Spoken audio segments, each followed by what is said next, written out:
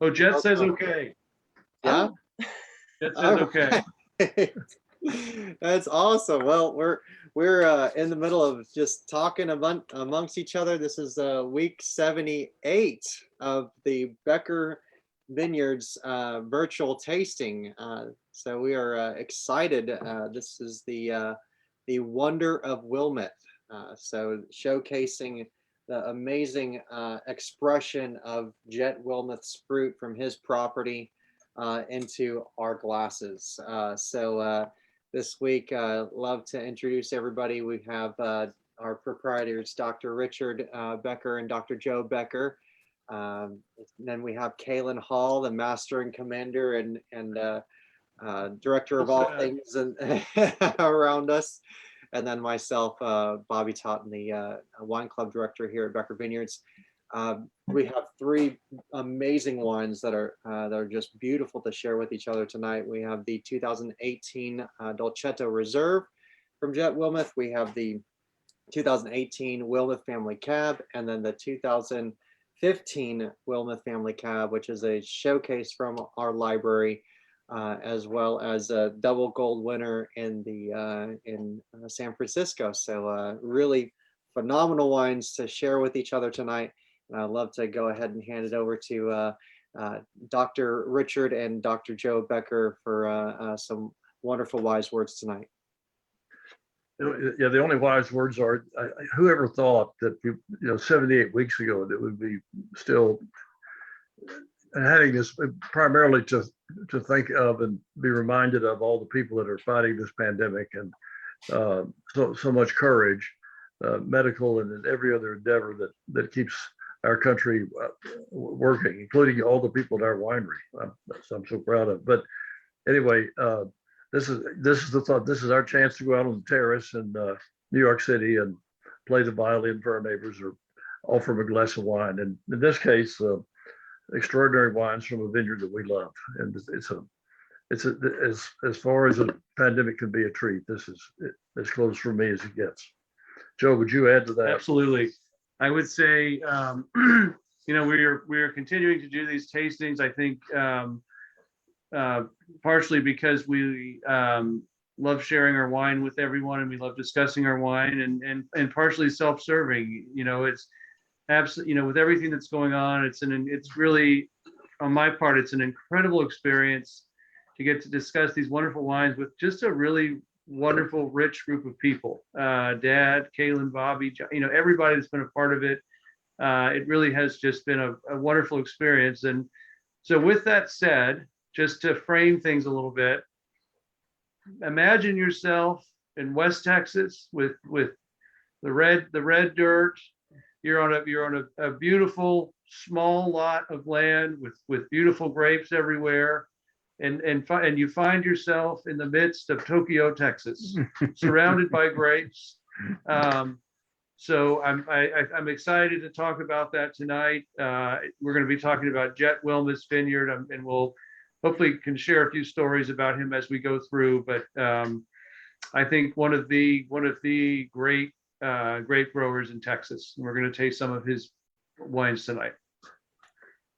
Wonderfully said, sir. Wonderfully said. So if you have your glasses ready, we'll go ahead and start off with the 2018 Dolcetto tonight, which just the maturity that this is showing. I mean, since the first harvest from 2015 on to now, I mean, there's just been such a development throughout the years of harvests. I know 16 we had to end up blending it. We ended up blending it within the Culinari and the D'Estate, but this one, oh my goodness, it's beautiful.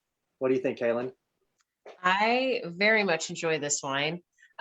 This is always one that I enjoy when the season starts to change. It gets a bit cooler outside.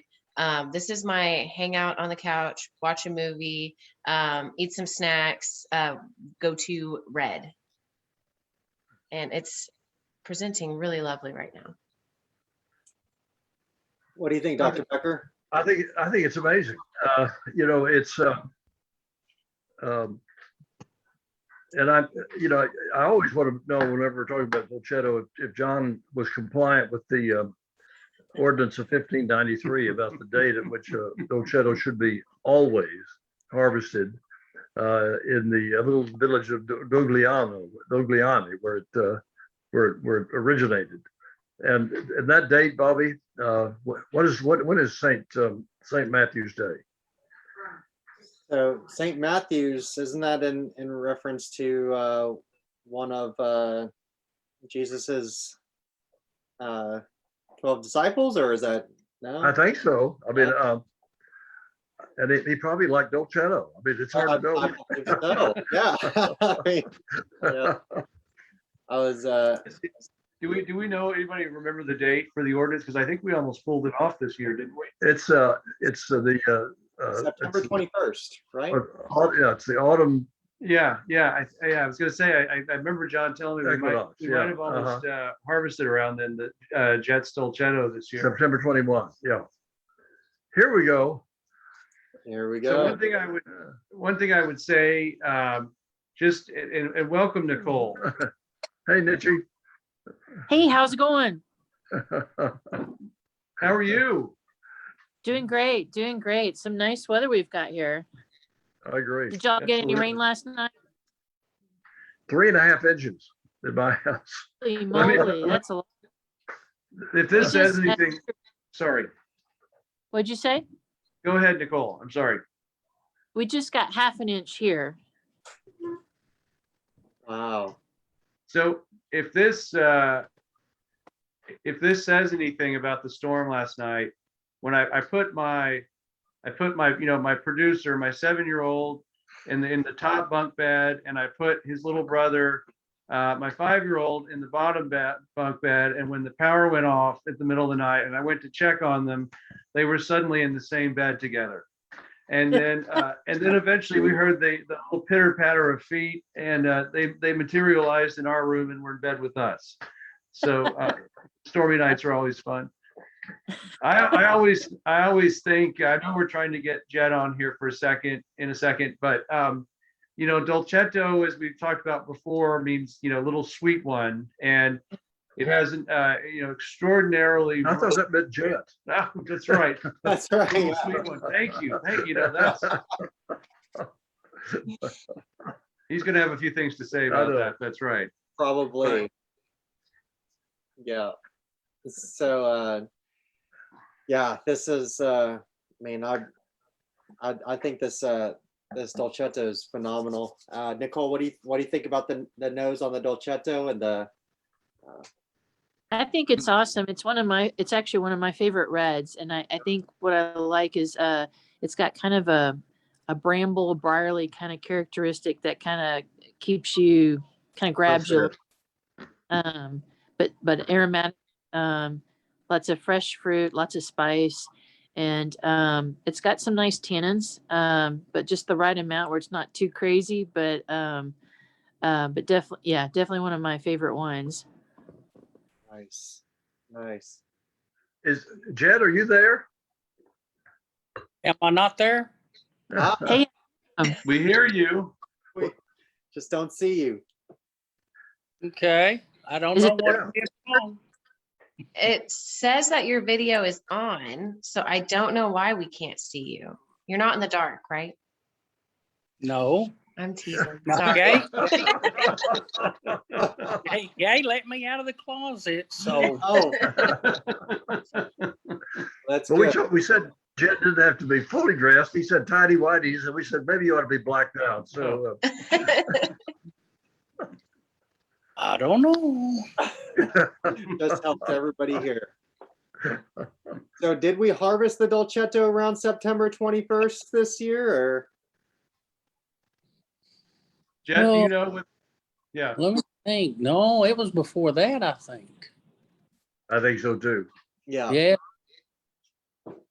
Well, that's okay. As long as it's ripe and it turns out fine in the glass, that's what we're looking for, right? Yes, it was all dark seeds, and I think the bricks were up around 29. Oh, Yeah, that's right. And because the reason behind such high bricks, we had a frost event early in the season that knocked our primaries out. And so we had secondaries and tertiaries. We had uneven ripening. I was trying to make sure to get rid of uneven ripening by having too many raisins, which cost me as the grower because let's understand, farmers are water salesmen. If we put water by irrigation, or if we get rainfall, then we put more water in our crops, whether it be corn, cotton, or whatever. We sell pounds. Pounds are produced by water. Yes, but it's high class water, Jed. I can tell you that. Absolutely. Yeah, everything I grow is high class, especially my grape. Yes, sir, it is. Yes, sir, it is. So are you pleasantly surprised with the outcome of harvest this year? Well, if you'll go look at my Merlot numbers, you'll see a quite diminished return on my revenue. My Dolcetto came through fairly well. Yeah. Alicante Boucher did fairly well as far as yields. Muscat Canelli did fair. Orange Muscat, okay. But my Cab, my Merlot, low yields. And it's because of many factors. Right. You know, freeze in February didn't help us any. The Halloween night 19 didn't help. The drought, last year didn't help. Then we had a late frost this year in the spring. I'm telling you, it's kind of like a perfect storm here that I'm describing, but it's the life of a farmer. Sorry. Yeah. In Texas. Yes. Yeah. Well, and so I saw my neighbors way over in Mississippi and Louisiana deal with floods. No, You know, no boy. So, you got to be thankful for whatever you got and move on, because if you dwell on, you will be pessimistic and it'll cause other bad things. Anyway, back to, and then we are going to harvest our last of this crop tonight. Wow. And it's Mourvedre, and we're, it's a late late bud break, and it's also a late harvest. So we are desperately trying to get it to 25 bricks. Mm-hmm. Yeah. Yeah. Gosh, I hope you do. Hey, Jed, tell us where the idea for Dolcetto came from. When did you first think about it? How did it happen? How did you find the right place to order it, to find this wonderful fruit? We've been just delighted with what we've made from your vineyard, and tell us the story about how this began. Lucky. I tasted Dolcetto from Italy, and I really liked it. I don't even remember what brand it was, what label, but I liked it a lot. And I read about it a little bit. And I said, I don't know why it won't fit here. At the same time, Montepulciano showed up on the radar when I was researching the Dolcetto. And whenever I contacted the nursery, they, thinking back, trying to remember who I got that from. I'm drawing a blank. I don't have my records in front of me, but Sam Caselli comes to mind. I'm not sure. I'm not certain of that, but we have gotten a lot of good planting roots from him and Nova Vine. So thinking I believe that's correct. Anyway, they had an adequate amount on the right rootstock, and I didn't know much about the clones, but they indicated that they would be a good marriage. So we ordered and done well until the February freeze, and it's just been unhandy. Well, and not just that, but the Halloween freeze of 19, it helped or hurt, whatever, Right. toward the demise of some of these plants. We've got probably a 25% reduction in the number of plants out there, and it kills me. But we're trying to regroup and figure out a way to get it back to close to 95% production. Do you have a glass of this to taste tonight, Jet, with us? The No, 18 reserve. I just gosh.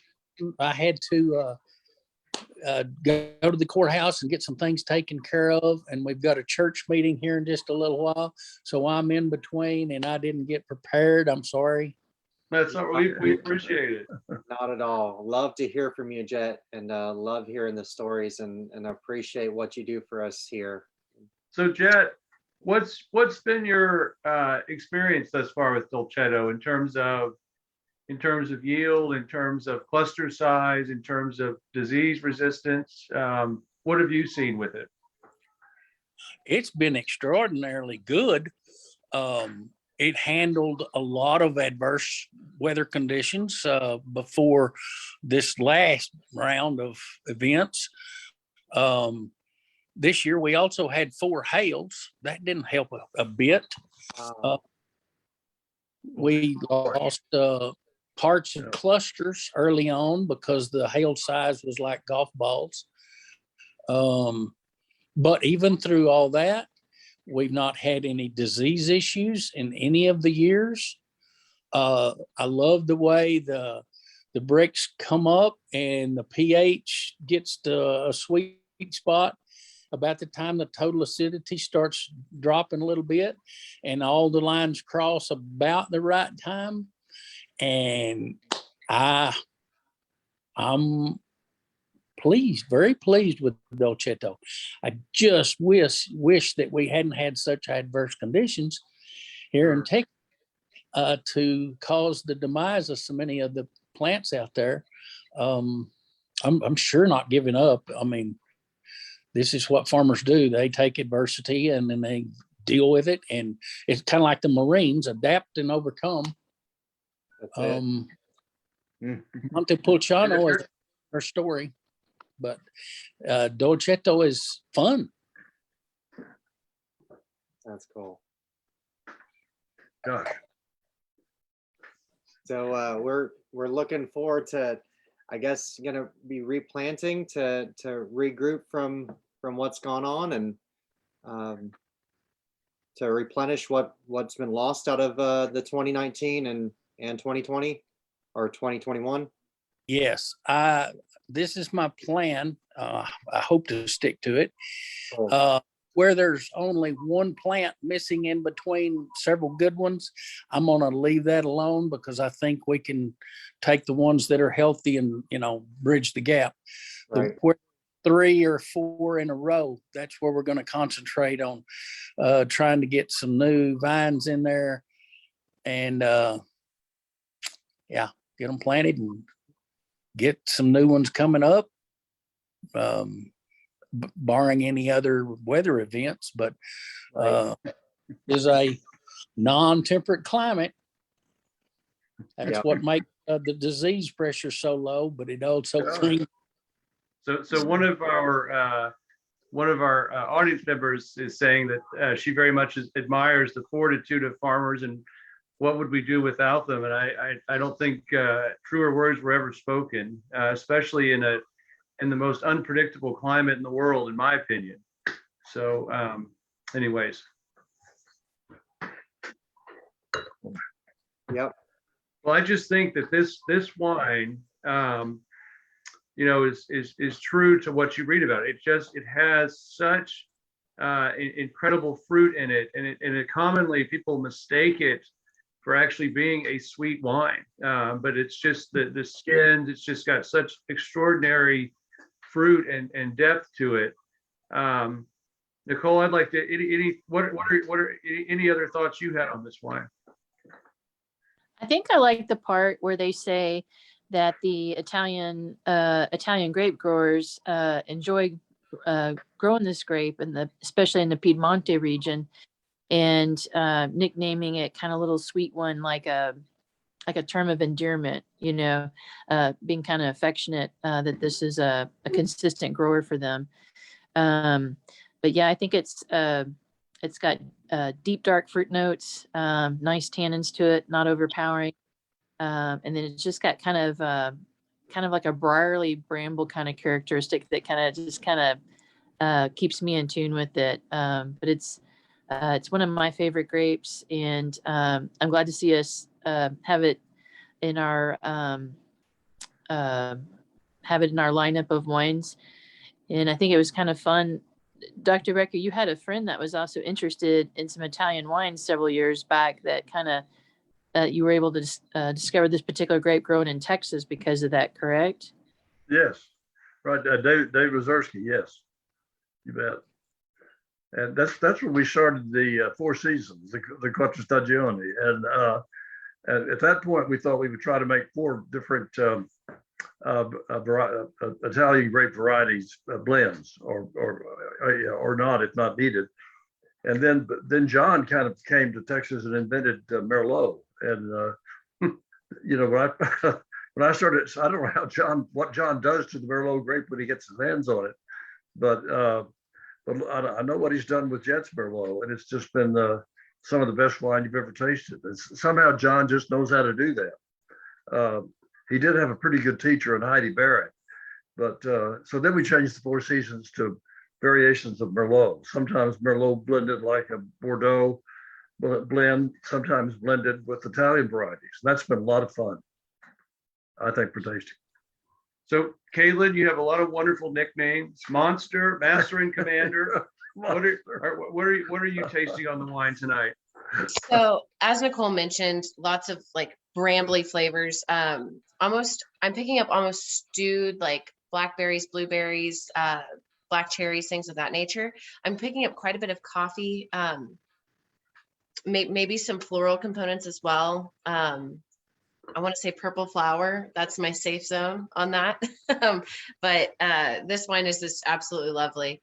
And I think it's also really important to mention that it did win a gold medal at the San Francisco Chronicle wine competition this year. So it is showing nicely out in California in an international competition, which is always really nice to hear that we are recognized as producing good wine from good fruit produced by Jet. So I'm very grateful that this wine exists. We're starting to get into the cool season here. So I'm looking forward to like some eggplant Parmesan and Dolcetto and fall movies.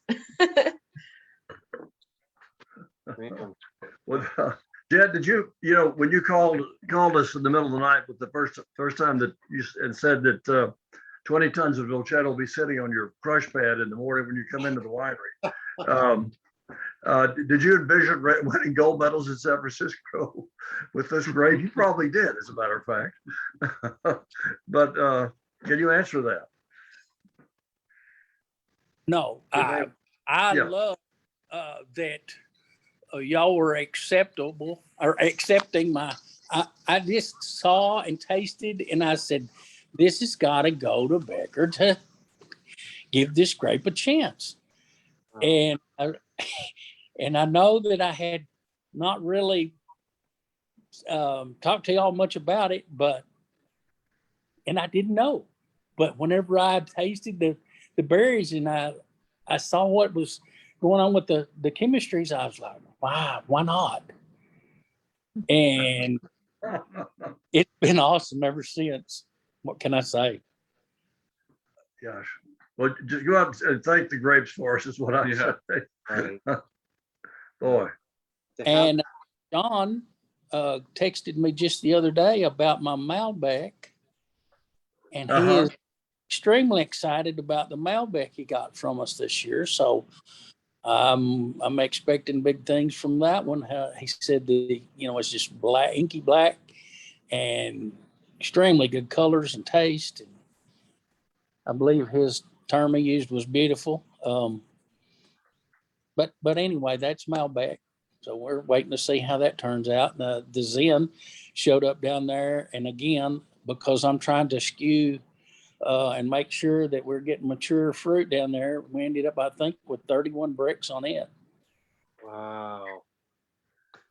Wow. I'm doing this from memory, but I believe that's We do everything from memory. Right. Um, With these grapes, they're kind of like your children. I mean, you have, each individual one, and you're like, this is what's special about this one, and this is, how we've handled it. And Right. yeah, I mean, for you to have such foresight to entrust us with the Dolcetto, back in 2015, and to where it's at now, it's phenomenal. I think it's just it's so cool that the expression that comes out of this. Bobby, what are you taking? Yeah, what are the notes you're getting in the wine? Definitely not getting any pumpkin spice. So no, but I do agree with Kaylin and Nicole. Just deeper, darker fruit characteristics. Definitely some baking spices, almost some clove Yeah. kind of showcases right in there. Little bit of nutmeg characteristics, so it kind of interwoven in there. Little bit of blueberry, some dark plum, that chocolate espresso. It's just got so many layers to it, and it does kind of get me in that mood of like wanting to sit by a fire and enjoy this. So I think it's phenomenal. It's really nice. I think what's also fun is you think of it as like a medium bodied red wine, but regardless whether it's light, medium, or full, it's fun to see the depths of the characteristics of that particular varietal and what it's doing. And so sometimes you have people that want a wine with a certain weight, but I think it's one that you can pass up. It can hold its own. And it's one that, when I'm drinking it, I'm thinking of something like wild mushroom risotto or something. But it's just, I feel like it's a wine that can hold its weight on a lot of different foods. Right. Yeah. Well, Bobby, should we go on to Jet's cab? Yes. Well, I got a statement on the Dolcetto. I do believe this is a very versatile, and it's one that I call it the crowd pleaser. It's I agree. like on the porch and just, after the day has been so busy, and just wind down gracefully and I just have a wonderful evening. Yeah. Definitely. Well, Jet, we're about to taste your 18 and your 15 cab. And I think that's going to be fun. The 18 first, I guess, Bobby, right? And are these from the same block, Jet? The same block that produced the 15 produced the 18, is that right? Yes. Yeah. How was the 18 harvest for you? It was good. Trying to remember back what I don't remember any. I mean, there's always a wandering thunderstorm that we're dodging, trying to make sure that we get the number of bricks that we need. And but I don't remember any bad. I'll call it bad. And what I remember, Jet, is we'd had 17, we'd had the Hurricane Harvey year, and then 18 we turned around and had this kind of early hot spring, hot June. I remember the grapes ripening faster and just getting incredible extraction. I remember John and Rachel talking about that. But yes, early in the season we did have extreme temperatures. Yes. But at harvest was what I was talking about, and we tended to just kind of follow it out and watch the numbers and the weather and gather it at the right time. But seems almost an opposite to this cooler year that we've had. yes, that's correct. Mhm. we only had 1 week in June, I believe, where the temperatures got up above 100, 103 to 107, somewhere in there. And then the rest of the year has been somewhat subdued in any extreme temperatures. And so it's allowed these berries this year to just kind of do their thing. But 18 did start out a little bit rough and hurried up some things, and then later on it gathered itself, and we came on with really good fruit. Nice. Nice. No, And- 2 years early. I'm sorry. Jet, when did you plant this cab that we're tasting from 18 and 15? How many years ago? Okay, so the old end of the cab rows are 21 years old now, and the north end would be about 12 years old. I believe that's right. Okay. Wow. How have they come through the freezes? Are they gonna, are you expecting next year to come back to where you're used to seeing? The younger cab seems to be more poised to be able to go ahead and become fruitful again, and barring any late freeze in the spring, and hopefully no more hailstorms like we had this year. The older cab, I am strongly considering replacing it completely. Gosh, wow. It's going to be an undertaking. I've never done that before, so I don't know what I'm looking at other than just ripping out and then replanting and saying a blessing and see what happens. And what's your elevation there where you're at with your vineyard? I think we're at 35, 40 or something like that. Neil over here northwest of us, he's a little higher. And but I believe that's correct. Okay. Yeah, we're all to the sun up here. We Gosh, have as a microclimate for cab, that's a good spot. Have you thought about clones and rootstock changes, or are you on your old roots out there? What are you doing about that? the old cab was on-rooted, clone 8, I believe. And I may go with a rootstock this time, try to do what we have on the north end, but I'm not for certain yet. Are you mostly using 1103P or is it different? So early on in my education, I used a lot of 5BB and 5C, 10114 on some of it, depending on the variety I was trying to marry to. But 1103P has been, and it's because we went through some dry years. I wanted some roots that would go and find some water. Right. And I'm not so sure now. I'm still digesting what we've been through. I'm wondering if we caused our plants to be a little too vigorous.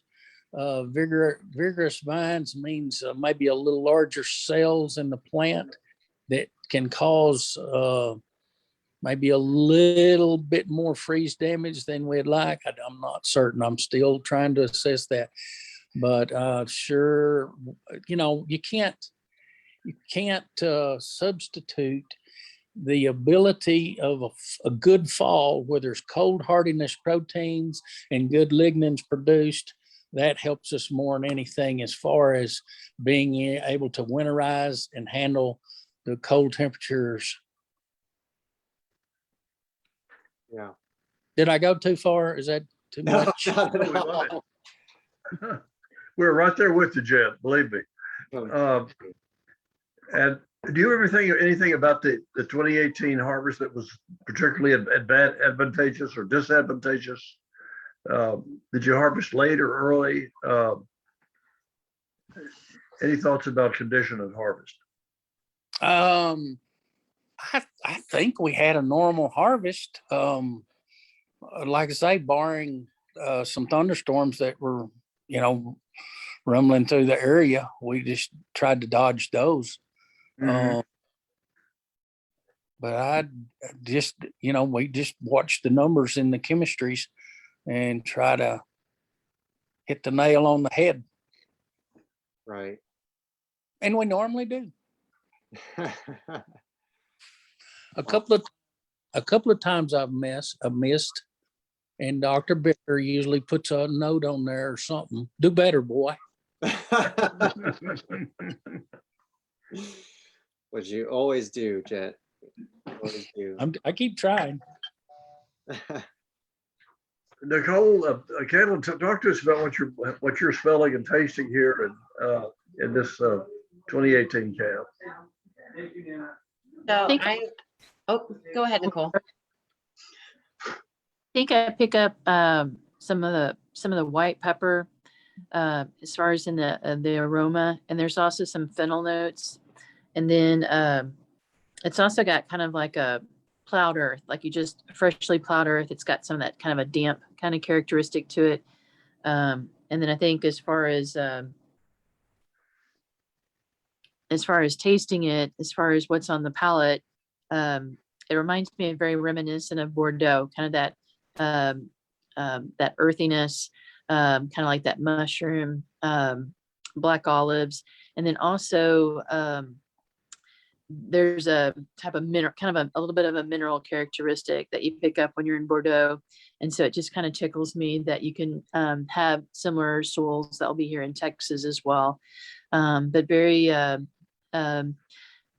It's not a fat Cabernet. It's on a lean. It's a lean style Cabernet, but very reminiscent of Bordeaux. A little on the austere side, but very delicious. It's one of my favorites, and then also it's a popular wine with our guests as well. Cool. Absolutely. So I would say ditto at everything Nicole said. But I also pick up maybe a little bit of cinnamon, maybe some more baking spice notes to it as well. Some red fruit on the palate for sure. And the tannins are there. The wine has got some grip, but it's not astringent in any way. They do linger on the palate, which is quite nice. And it's just a beautiful cab. It's a beautiful color. It smells lovely and it tastes even better. And I think that's all you can ask for in a wine. So one of the things I think it's really cool that I'm picking up on the first two, and I'll probably get on the third, is how well, I would imagine that most of this was aged in American oak, and that sometimes that vanilla note that you get with American oak can be a little overpowering, but it's really beautiful on the finish in the Dolcetto, and it integrates very nicely on the cab. I was curious, Dad, what style of cab do you think? Well, when I first tasted it, I was getting pencil lead, so I was thinking about Latour, and Right. Knowing John, there's always some French oak in the woodshed, so to speak, right? So he always. I wish John were here to answer that, but he loves French oak, and he talks American and buys French, so I can tell you that. And this It's right in there. Yeah, right. Do we know about the blends, Bobby or Kaylin? So I think on this one, if I remember correctly, I have a blend sheet somewhere I'd have to pull up. This one is almost 100% cab, but I think there's a splash of Merlot from your vineyard as well, Jet. And I do know that this one was aged for 30 months in oak, and it was predominantly American oak. But there was some French oak in there. I know this is a surprise to everyone. But it was mostly in 1-year-old oak barrels. And then with the Dolcetto, it was allegedly mostly neutral barrels. But I would have to pull up my emails casually on the feed to get a better shot for you. Right. Well, shall we go to the 15 and I mean, we everybody may keep- as well. And we you've can, been there the whole time, Caleb, I know. Right. Yeah. The whole time. Whoa. Beautiful. Mhm. You know, again, Jet, your fruit just always has such dark, rich notes when it first comes Mm. off, and then it's just so beautiful with time. Boy. Yeah. So I do have the blend sheet for this one. Yeah, let's hear about that. Are any of Ty's grapes in this? So this one is all the Diamante Doble vineyards. So this one Uh-huh. is actually 80% Merlot and 20%, 80% Cabernet Sauvignon and 20% Merlot. Mhm. The aging on it is going to be, bear with me here, I gotta scroll real quick. Many different things. It looks like it's almost the same style of oak aging as what we had done on the 18 cab, where predominantly American, some French, new and neutral, a combination of the two. So we've switched systems we switched systems for tracking everything down. And our newer system seems to have a whole heck of a lot more information about barrels. And, you Yes. know, our winemakers are just so busy making wine right now that they didn't Yes. send us the email out this time. Yeah. You know, there's just, you know, barrels are just so unimportant to them. You know, they don't, you know, and they don't, you know, if they throw in a few French oak barrels here or there, you know, no big deal, right? What's the cost for the 80%. wine, you know? I mean, yeah. So Bobby, what are you smelling and tasting here?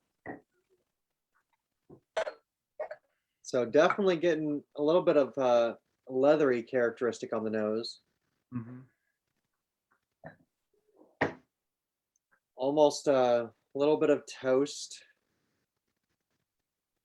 The smoke, a little bit of like almost like a raspberry. Eucalyptus. And the fruit is still so prevalent right there on the palate. I mean, it's so bright. It's still showcasing so well. I mean, the tannins, I mean, it just kind of causes me to salivate a little bit. Get a little bit of anise in there, a little bit of licorice.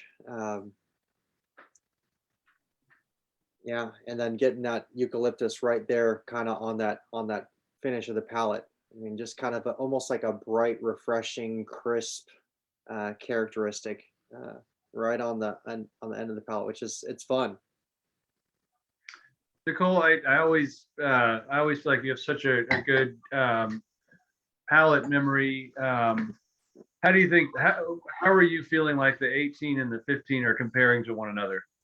I think I pick up a little more like a dried raspberry, dried cherries with this one. And then as Bobby mentioned, there's also some leather notes, maybe a little saddle leather with it. And maybe a little more coffee notes. There's a kind of a coffee warmth going on with this wine. And it's still, but it is fun to see that. Well, part of it might not be fair to compare a 2015 vintage against a 2008, but the part of doing a vertical, like seeing where a wine, what the family is like and where it's going. I think it's very exciting to see the tannin structure is still well integrated. It's still got a seamless characteristic. And you know, it's a wine that we've won double gold at the San Francisco International Wine Competition, and so that's been very exciting. That counts. You know, Yeah.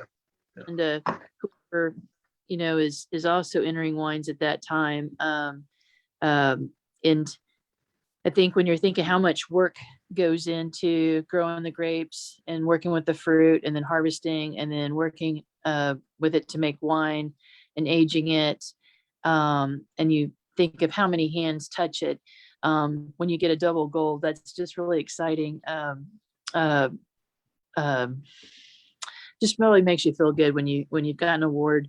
I know not everything that you do in the world you always get awarded for, and or get recognition for it, but when you do, it just makes everybody, the whole team, feel really good. You bet. Yeah. Yeah. I agree. Yeah. And here's to that. I mean, so Jet, I mean, what was 15 like for you? I mean, it's been a few years since since then. But harvest during 2015, was it more of a, do you recall it being a wet year or a little bit more of a dry year, or No, no, it was somewhat of a normal year. I believe if I'm remembering back, 14 was a bit wet and 16 was a bit wet, but 15 I don't believe. I believe it was. And one of the things I like to hear from a winemaker when I send my grapes down and they start processing, and he says, I'm just not having to do much to this crop. This fruit is just wonderful, and we're not going to have to congeal it, to coax it one way or the other. It's just going to work, and if I remember right, that's what I received on this crop. That's And right. That's right. that's been a long time ago, but yeah? Well,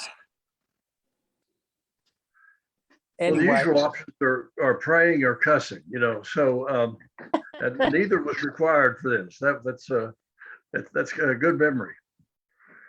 Yeah, yeah, that's amazing. well, guys, I'm going to have to bow out. I've got this church meeting I've got to go to, and got some big decisions to make, so I've got to excuse myself. It's been a pleasure being with y'all talking. I'm sorry. Same here, Jet. Thank you. Thank you, Jet. Yeah. And give our best to Gay. I'll do it. We just kind of like this past Sunday, we had 40 years together. I can't believe she's still Oh putting my up with gosh. Congratulations. Congratulations. Hey, it. cheers. Right? That's Yeah. a patient woman, Jet. He's missed me with every bullet so far. And What y'all gonna drink tonight? What grape? What varietal? What is it? Cabernet or Dolcetto tonight? yeah, probably Dolcetto. Like I say, it's a crowd pleaser, and can't get past what's wonderful. Now, cab, yeah, if you've got a big ribeye steak or something like that, absolutely go with the cab. But anyway, I hope to get down there real soon and see y'all. We got grape camp coming up soon, so hopefully I'm pretty sure I'm gonna make it by and pester y'all. We'd love it. Please Especially do. John. Well, great Okay. hearing your voice. Enjoyed visiting Thank with you for joining Good us. night. Jet, thank you. Thank Cheers you. to you, man. And get, yeah. Yeah. Amen. Bye. Bye. Well, Bobby, that was a good invitation. That was it's a special surprise that we can be able to have, a grower of such caliber, be on with us and showcase what he's provided for us to produce, which is amazing. So this is really cool. But when you think about, that the idea that there's only probably in the neighborhood of about 12,000 total acres planted of grapes in Texas, we've been very lucky to have to work with the growers that we have. We do. Right, I agree. right. So Kaylin, what do you get out of this wine here? What's jumping out at you? So I'm picking up some of the minerality and some of the red fruit that y'all had mentioned. But I'm also picking up some pepper, maybe some warmer brown spices as well. And it was much spicier than I anticipated. And now I've been tasting through with many different glasses here. And so it could just be an effect of different glassware and what it's bringing out. But I'm picking up a little bit more herbaceous characteristics alongside all of the lovely coffee and leather and lovely things that y'all have said. And I am surprised by how much tannin this is still holding. Like I know 2015 wasn't that long ago, but to still have good grip to it, to not, be astringent anyway, but just pleasantly there, lingering tannins is, I think, really lovely, and makes me want to rethink my dinner plans tonight. Yeah. So awesome. And on that note, we can talk about the different food pairings for the wines, which we can kind of go through. So Nicole, favorite wine and favorite food pairing with that wine? Yes, with Dolcetto, I'm thinking of the like a wild mushroom risotto. I think with the 2018 Cabernet Sauvignon Reserve, I think I'm thinking since we're getting into fall, I think of like some venison, and then also like some pan roasted potatoes. And I know sometimes people pick on us because we're from Texas, but also just a good ribeye. It's one of my favorite cuts of meat. I know it has a little more of a fattiness to it, but sometimes when you're working with some leaner wines, sometimes you want a little bit of fattiness in that. And then I think with the 2018 Cabernet Sauvignon Reserve, I'm thinking about my mom's roast. She makes this killer roast that's got, great. It's the roast, and she's got just some simple salt and pepper, but then she's also got some onions, some carrots, and some potatoes in that, and it just all cooks together beautifully and adds some great flavors, but just really just kind of slow roasted and really delicious. Sounds good. I'm planning to have supper with Nicole when she serves that. So We're waiting for that invitation. well, Bobby, we just got it. I think. Oh yeah. Right. It's right there. So Joe, what do you think?